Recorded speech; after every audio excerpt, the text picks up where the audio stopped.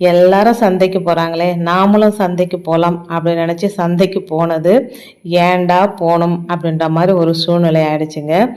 என்னன்னு கேட்டிங்க அப்படின்னா, சந்தைக்கு போயிட்டு பொருளெல்லாம் வாங்கிட்டு வீட்டுக்கு வரும்போது வண்டி பஞ்சர் ஆயிடுச்சுங்க.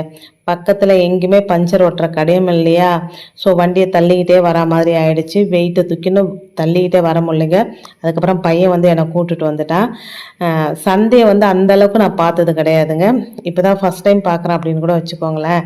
சுற்றி பார்த்துட்டு எனக்கு என்ன தேவையோ அந்த பொருள் மட்டும் தான் வாங்கினேன். வெங்காயம், அதுக்கப்புறம் வந்து கிழங்கு வகைகள் கொஞ்சம், பூண்டு, கருவேப்பிலை, கொத்தமல்லி, இந்த பொருட்கள் மட்டும்தான் வாங்கினேன். ஆனால் நிறைய போட்டு வச்சுருந்தாங்க, பார்க்குறதுக்கு ஜாலியாக இருந்தது.